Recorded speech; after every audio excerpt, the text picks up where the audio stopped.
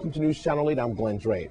In our top story tonight, the VIPD need your help to put two most wanted suspects behind bars. Here's Melody Rames from the VIPD. Domestic Violence Unit detectives on St. Croix have issued most wanted posters on two suspects in unrelated cases.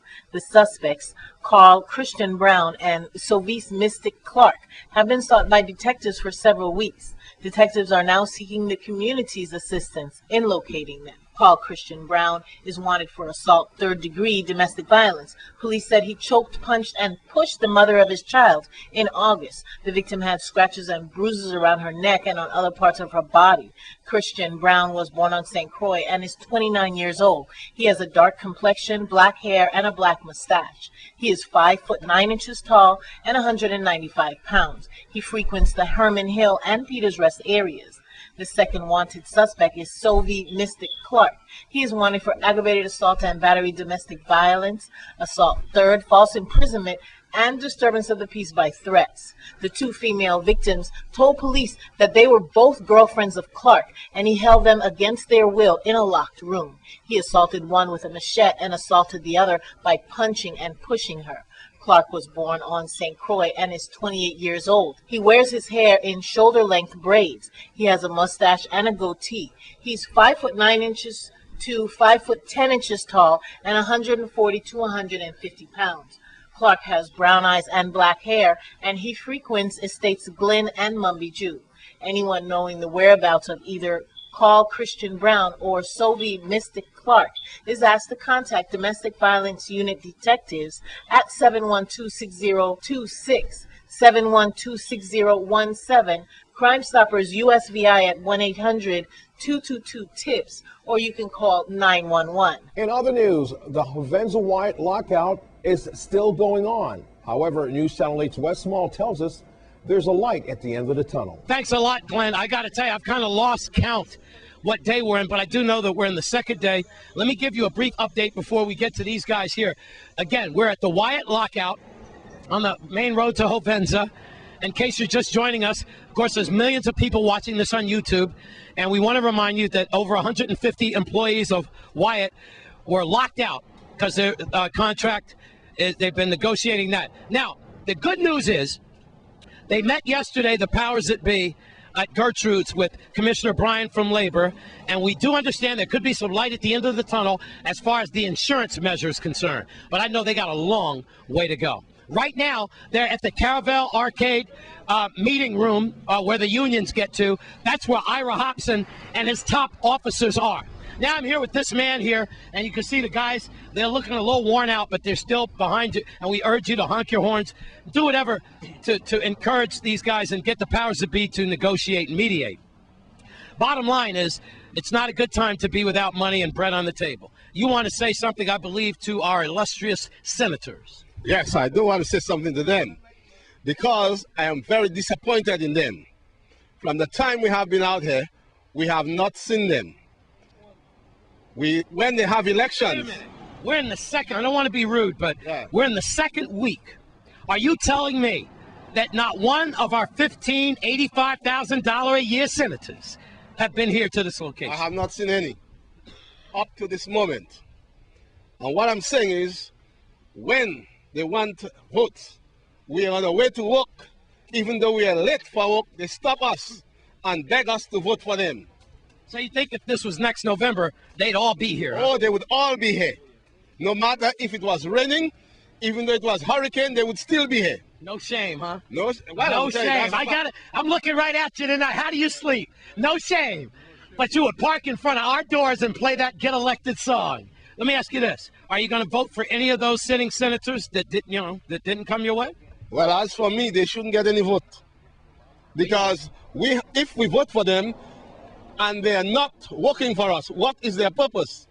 And finally, yes, sir. How y'all doing today? Peace and blessings. Yes, sir. He's talking about these senators. Number one, when you got 7 senators for a little island like that, it's a problem. Number two, what we should be doing is having a plan B, which is what? We can get our own insurance because it's a group. It's a union. It's a group. So we can try to go on the internet and try to find our own insurance. Cheaper. You know, everything is a way. You just have to find it. If you can't find it, you got to make it. The bottom line is this. we need to do for ourselves as black people. You don't see no Palestinians here because they doing for ourselves. We need to do for ourselves and stop marching, picketing, and getting sunburned, waiting for them to do something for us. Okay. Until the black man learns to take his mouth out the white man's kitchen, he will never be free. He who controls your porridge controls your revolution. Assalamu alaikum. Peace be unto y'all. Listen to Louis Farrakhan, man. At Hovensa, Wyatt Lockout. I'm Wes Small for News Channel 8. And we'll keep you posted on the latest with that lockout. The young men of Legacy Movements are continuing their book drive in our community. Wes was also there today. Thanks a lot, Glenn. We are in Paint Locker in Princess, and this is the culmination, the climax of it. Just a great, I don't think it's the end. It could be just the beginning of these dynamic young men.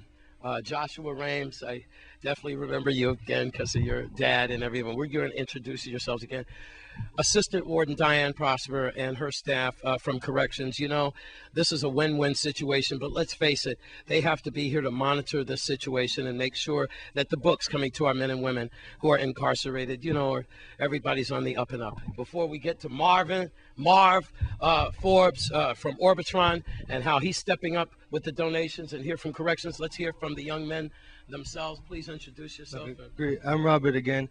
First of all, we just want to thank God because we know that with him nothing is impossible, and we just want to thank all the Virgin Islanders for showing their love and support. We received such positive energy, which was really motivating and inspiring for us while we were doing this project, so we're really thankful for that. We're thankful for everybody who contributed to the book drive. Without you guys, our objective cannot be met, and we cannot provide these inmates with more options. And we also want to thank the people who wanted to donate but couldn't donate, and the people who thought about donating, even though that's potential energy, that we're hoping to turn that into real action. Just the fact that you thought about a change, we know that's a big start. So we just want to thank everybody. All right, Joshua Rames. Yes. Oh, the name of your group and organization again is? We're Legacy Movements. Me, Kaif Newton, and Robert Evans. We founded it together, and you know, I just want to say, real change is made when small differences are realized, and you know, this right here, this small difference, it's here. To the powers of All right. Well, like I said, Robert thanked everybody, and I just want to say that this is the first of many more things to come. I mean, we did one project, got one project underway, but there's a whole lot more great things we have in store to get the community involved, to get the kids involved, to get everybody involved on the same positive, righteous tip. And that's really what we want. Right on. Thank you. All right. And we have Marv Forbes here and Diane Prosper, the assistant warden for Golden Grove. I'm holding up a Joyce Meyer book. It just caught my eye. In a situation like this, if I was incarcerated, this is one of the books I would like to read, Never Give Up. Marv, I've known you for many years, back in my radio days, and you've always been a great community and corporate sponsor. And it's a pleasure today to help this young, fine group of young men to fulfill the drive that they started. So we decided to give them a good jump start and donate over 100 hardcover brand new books. Let's give them a hand, please.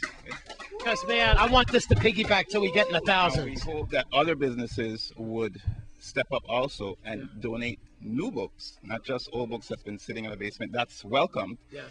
But maybe titles that they need, they can provide a list, and that would really help with the library at the prison.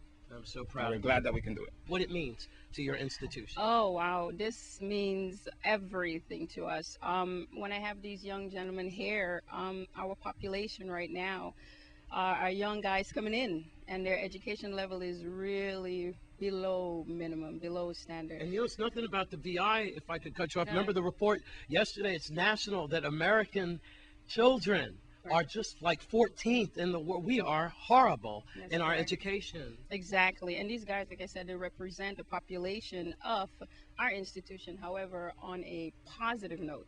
And reading is just one door that allows you to open up your mind. You can be incarcerated, but your mind can be free to read, learn. It's never too late. At Paint Locker in Princess, wings are waiting for you guys, okay?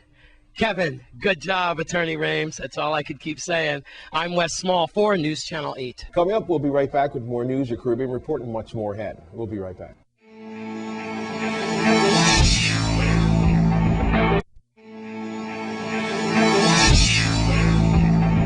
For the latest in the Caribbean region, here's Maureen Harrigan with your Caribbean Report.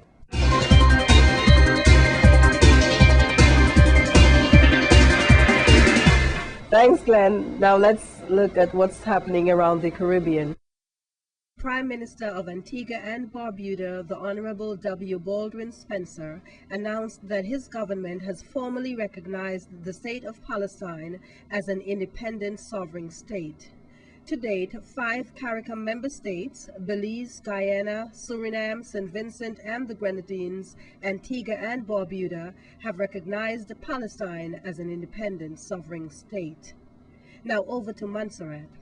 Today marks a momentous day in the history of Montserrat. The 2010 Constitution Order will be officially adopted, bringing with it a transformation of sorts in the legislative process that governs the island. Congratulations must be extended also to the Honorable Chief Minister of Montserrat, Reuben T. Meade, who from today onwards will be henceforth known as the Premier. Mr. Meade will have the added distinction of being the first of such for the island, St. Kitts and Nevis. Acting Superintendent Hilroy Brandy will be replaced as head of the Nevis Division. Acting Superintendent Brandy, who has headed the Nevis Division since 2009, will be replaced by fellow Division Superintendent Robert Liebert. It was further articulated that Superintendent Liebert would be promoted to an Assistant Commissioner of Police as he takes up the role. Let's hop over to St. Lucia to see what's happening.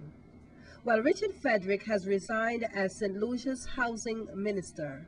He has for the last several days been at the center of controversy following the revelation that his United States diplomatic and travel visas have been revoked. In an exclusive address carried on Choice TV Sunday, Frederick announced that coming Monday he would no longer be responsible for the ministerial portfolio. And finally, we look at Jamaica. Jamaica's departing Prime Minister Bruce Golding met privately with his cabinet colleagues Monday as the Caribbean country's governing party looked for a new chief to lead them into next year's general elections. Attention focused on Education Minister Andrew Holness and Commerce Minister Christopher Tofton, young politicians who are relatively popular with the public. Another possibility is the Finance Minister, Audley Shaw. Now this item wraps up our Caribbean News Report with News Channel 8 for Tuesday, September 27, 2011. I have been your presenter, Maureen Harrigan. Have a blessed night.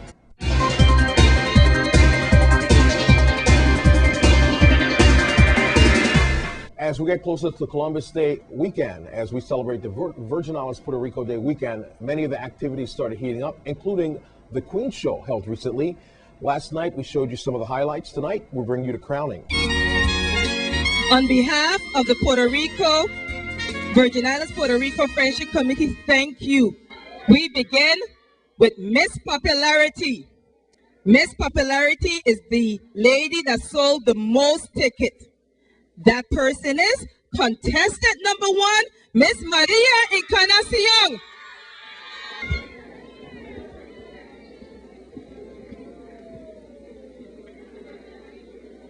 Moving on to Miss Photogenic. Contestant number 2, Miss Shanice Boyce. Miss Photogenic was selected by the photographer, Miss Sasha Golden. Remember, ladies and gentlemen, the judge's decision is, thank you.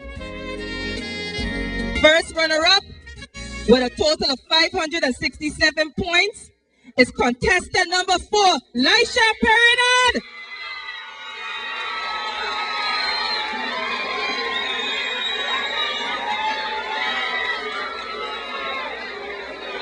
The winner, Miss Friendship 2011-2012, is contestant number 1, Maria Encarnacion, with 572 points.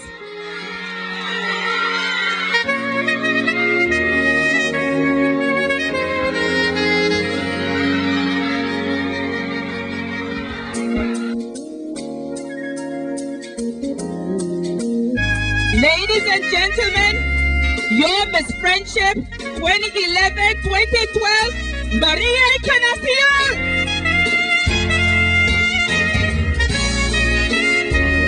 Coming up, we'll take you to the races right after the break.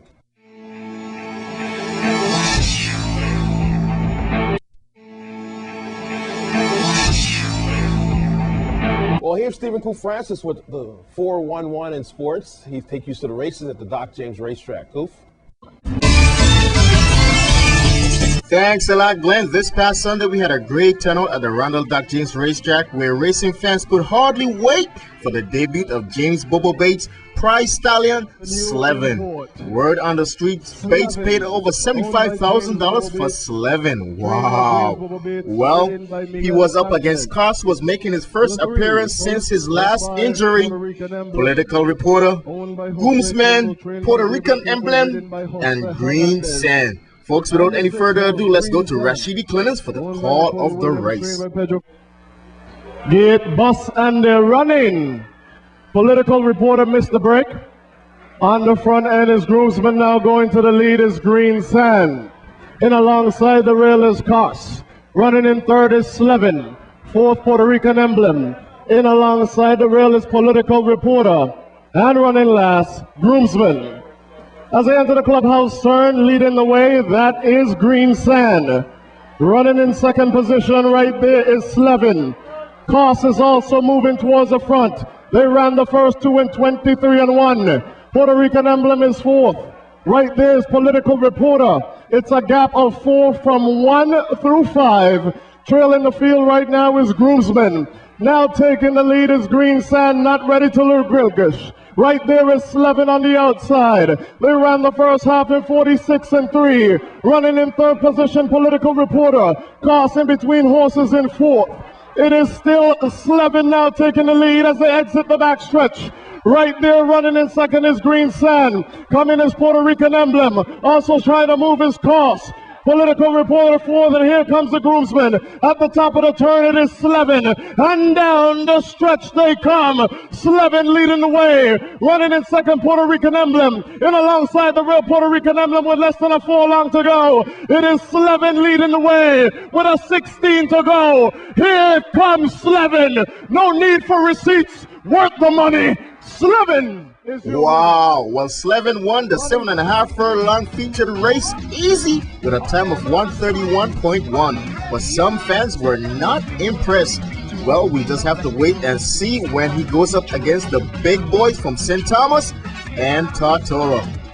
Folks, here are the rest of the day's results. 1 furlong to go. Elmo Mahal Barnes able to get her attention again with a 16 to go. It is all Jaleesa Rose crushing the competition. Running in second position, Joe Boss. In the first race, Pedro Felix young mare Jaleesa Rose with an impressive debut, blowing away the field with jockey Elmo Barnes in the saddle.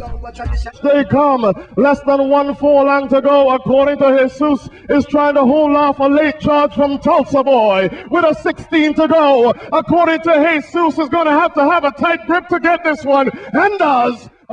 In the second race, it was according to Jesus, with jockey Jose Hernandez holding off a late charge by Tulsa Boy. With 1 furlong to go, it's Big Thunder Reflect. Now coming under a left-hand stick is Salty's Glider. Big Thunder Reflect with a 16 to go is trying to hold on. Salty's Glider on the extreme outside. It's going to be good to the wire! In the third race of the day, Big Thunder Reflex with jockey Alfonso Claudio got to the wire first in a close one, beating Salty Glider by a nose. 1 furlong to go, it's Destiny's Arrival alongside the rail. Leggy Blonde right there on the outside. Paul's Gift running in third, but to the front it is Leggy Blonde, Destiny Arrival, Leggy Blonde. In the fourth race of the day, Leggy Blonde extended her win streak to 4 with a pump from behind victory, passing Destiny Arrival right before the wire. Wow. It's Irie Heights leading the way. Running in second position, Express to Cali coming with 16 to go. But Irie Heights looking to hold on. Express to Cali coming hard. Express to Cali. In the fifth race of the day, we had another come from behind victory when Express to Cali beat Irie Heights right at the wire. Wow. And you win. Right there on the front end is Stop Playing. San Virong now puts her head in front. Alongside the rail, Stop Playing. Black Machine is coming. Black Machine is not going to get there. San Virong. Folks, the sixth race of the day was no different as San Virong edged out Stop Playing for the win. The Queen trying to hold off Clorofrid. MJ Kyla safe. Currently running in for the ZMC Sword. Rasta Queen is not done with a 16 to go. The Rasta looking to shake on that. And in the eighth and final race of the day was Rasta Queen with Jackie Winstonhurst. Oh, buddy. Folks, next race day, October 9th, go on and check it out. And don't forget you can get yourself a copy. Go check my boy Wade Pupilo from Wade Video. Get yourself your copy. That's a look at Sports 411 update. I'm Stephen Professors, the News Channel 8. Back to you, Glenn.